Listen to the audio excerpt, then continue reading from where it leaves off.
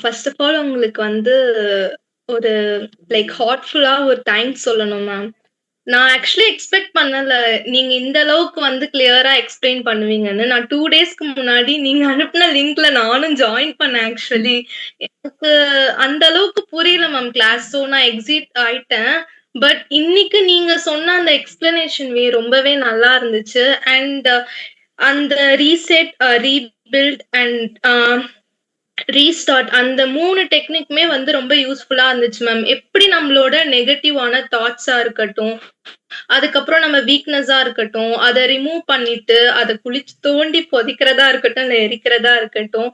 And அதெல்லாம் வந்து நம்ம லைஃப்ல இருந்தே தள்ளிட்டு, அண்ட் நம்மளோட ஸ்ட்ரென்த்த எப்படி வந்து என்ஹான்ஸ் பண்ணலாம் அப்படின்னு சொல்லிட்டு, நீங்க எடுத்த அந்த ஸ்டெப்ஸ்லயே வந்து எனக்கு பெர்சனலி நான் வந்து புரிஞ்சுக்கிட்டேன். ஓகே, இதுதான் என்னோட ஸ்ட்ரென்த். எதுக்கு வந்து நம்ம தேவையில்லாம யோசிக்கணும்னு எனக்கு அந்த ஒரு தாட் வந்துச்சு.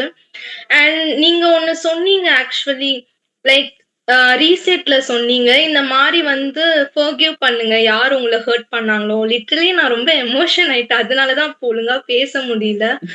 அது ரொம்ப யூஸ்ஃபுல்லா இருந்துச்சு மேம். எனக்கு வந்து ஒரு 2026 வந்து ஒரு ஃப்ரெஷ்ஷா வந்து லீட் பண்ண முடியும்னு ஒரு கான்ஃபிடன்ஸ் வந்துடுச்சு உங்க ஒர்க் ஷாப்னால. So thank you so much ma'am. ரொம்ப நல்லா எடுத்தீங்க.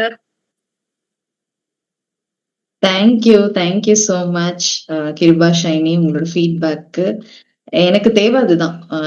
உங்களுக்கு வந்து அது வந்து யூஸ்ஃபுல்லா இருக்கணும் அப்படின்றதுக்காக தான் இந்த ஒரு ப்ரிப்பரேஷன்ல இருந்து எல்லாமே.